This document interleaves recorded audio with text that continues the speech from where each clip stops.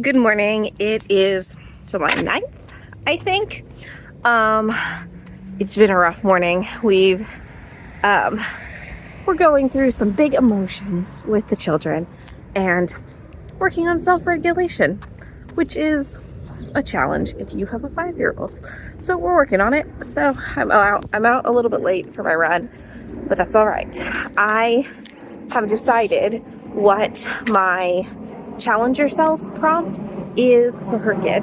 And I've decided that I'm going to improve my NetGalley score. So, NetGalley is one of the ways that you can get like galleys of books. Now they don't really call them galleys as much. They call them advanced reader copies, ARCs. And then sometimes e-ARCs because they're like electronic.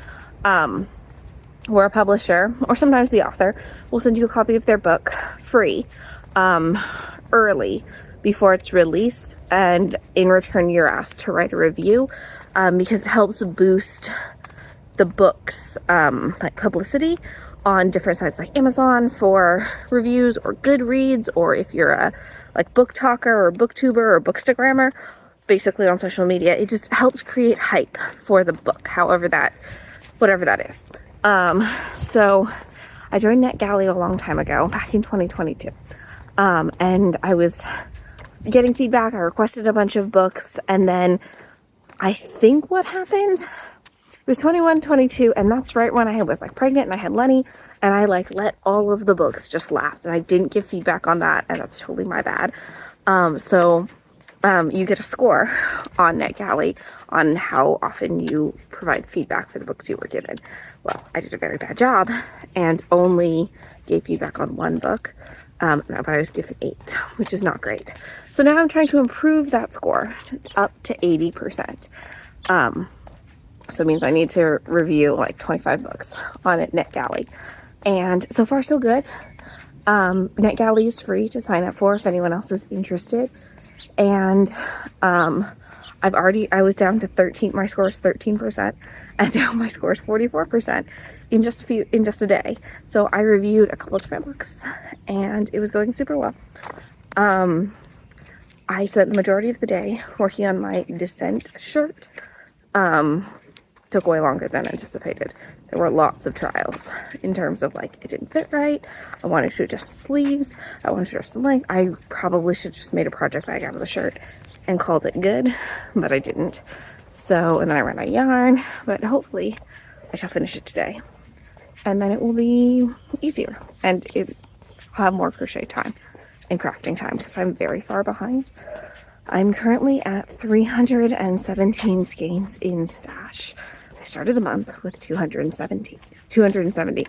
So yeah, it's not great. The goal is to be back down to 270, at least under 300 by the start of the school year. So it's a push. I'm gonna blitz it. See how well I can do.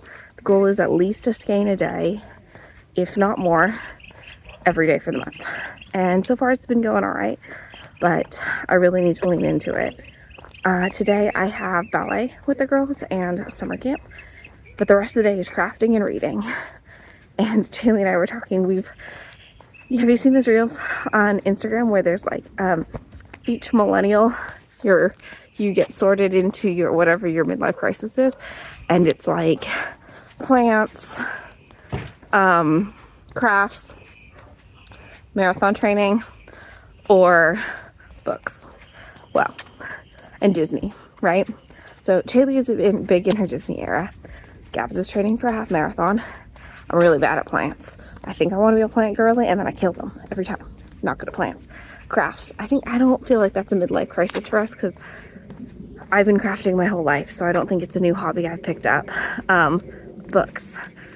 Like most millennials, I loved reading when I was little. I read so many books.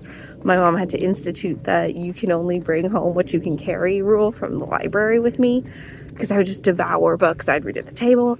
I'd read and walk to school because I walked to school. I was reading all the time in middle school. And then, honestly, I think it was high school. I think high school and college just kind of beat it out of you because there was so much analysis and you had to pick the book apart and you couldn't just enjoy it. So that was hard, is that you stopped enjoying the book. You stopped, yeah. And even book programs these days, because I was looking at them for my English language learners that I'm going to teach in the fall. All of the book programs to encourage reading stops in like middle school. Like I can't even sign my kids up for them, which I think is a disservice, that they're still kids. We still need to encourage them to read and for pleasure and just to find joy. And that's real. I'm frustrated with the companies that do that, because they're like, oh, well, by high school, they should just be able to do it. I'm like, but they're still kids. They're babies still. They're 13, they're 14. They still need us to help them with those things. So I'm frustrated with that, but also frustrated that like I let school take my love of reading too, with too much analysis and too much just being so burned out in reading such heavy text all the time. But I didn't want to read for fun. It no longer became fun. And also, at least for the majors that I was in, my BA is in theater arts, but my minors are in history, English, and women and gender studies. It made it feel like if you weren't reading the heavy academic journal text, that the rest of it was fluff and it wasn't like worthy. And we were reading heavy stuff. Super heavy stuff. Like in my theater classes, I took Black theater, which started with the age of minstrelsy, and truly a lot of Black theater, especially in mid-century, in antebellum America, as well as leading all through August Wilson's 10 plays. It's pretty heavy stuff, which rightly so. I get why it is, but it was heavy. It was heavy, it was dark, it was just big content. And I took theater and film for the AIDS epidemic. That was heartbreaking stuff. It was hard to read. Yeah, there were moments of joy, but the AIDS epidemic was horrific. So it was just hard reading all the time. Stopped finding the joy in it because I was reading such terrible stuff. Not the work was terrible, but the things that they were talking about and their lived experience was terrible things were happening to them. Okay, sorry, it got heavy. I'm going to craft and hopefully it's a better day. Forgot to tell you about the books I was reading. So, let's see. Last night I read Nifty Gifty, which is like a craft book, so it counted as my nonfiction box on Hearth, but I don't like it that much. It's basically how to make crafts, but it's basically all air dried clay and matchboxes. So that wasn't for me. Then I read the short story Abscond by Abraham Verghese. I didn't like that either. It was also for one of my NetGalley books because brain fart, sorry. It was a novella, but you didn't develop the characters enough. So there was like too much detail and then not enough detail, which was a tricky place. I am enjoying Our Infinite Fates, and I needed to come on and apologize because yesterday I said she for the main character. Turns out the main character is gender fluid. So from going forward, I'm going to use they. The first two chapters, they were reincarnated in a female body, so the author was using she pronouns for those two chapters, so I assume that's how it was going to go through the rest of the book, because most books don't jump to multiple different lifetimes. So both of the two main love interests, Evelyn and Arden, are gender fluid because they get reincarnated in multiple lifetimes as different genders. So I am loving Our Infinite Fates. I'm about 40% in, and it's awesome. And I just got approved for my first NetGalley. The other two were read now, so I didn't need approval.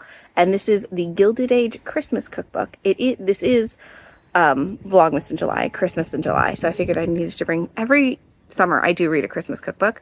So I figured this was a great one. It's turning out to be a really great book, that it gives you a recipe, but then it gives you like history of Christmas traditions during the Gilded Age.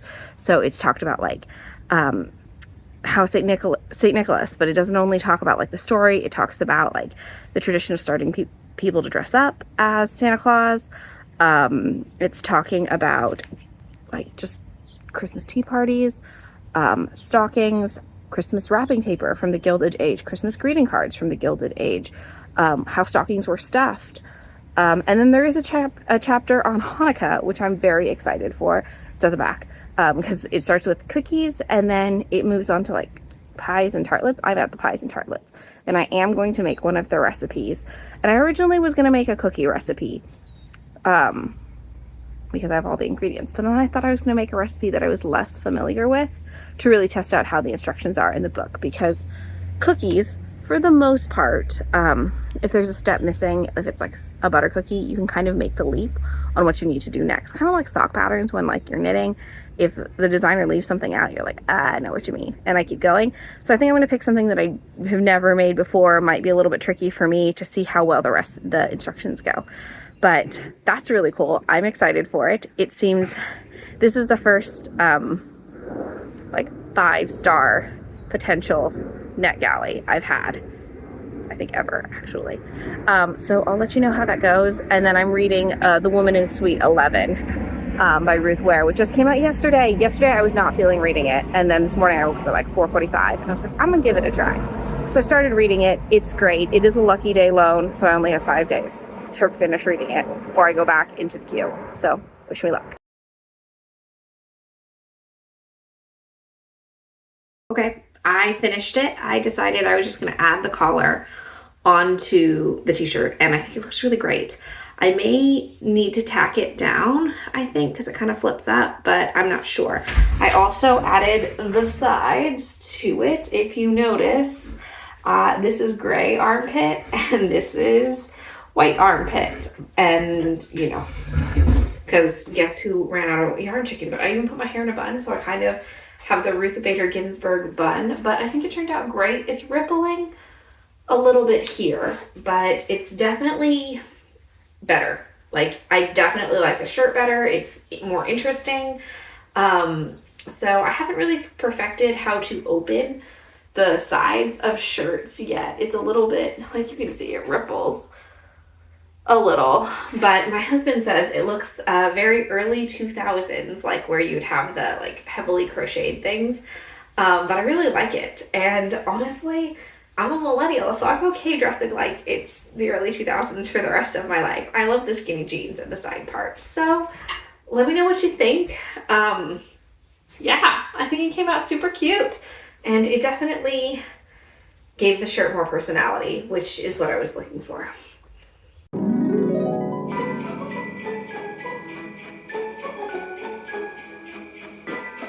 This says best before 2018. That was 7 years ago. Maybe 7 years ago to the day. Let's see if these popcorn kernels actually work out, because we are making popcorn balls from my recipe book. So let's see if it works out.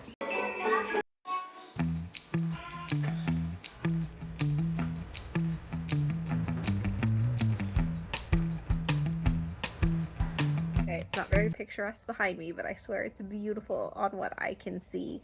I'm sitting out underneath our little pagoda and just knitting and watching a little bit of YouTube, because I have this deep obsession with little free libraries now, and I may have joined my friends of the library at my local library, because I've been organizing their friends of the library nook for the past 2 days while I dropped the girls off at camp. So I was like, you know, I'm kind of already doing it. Let me see if they have some like volunteer opportunities.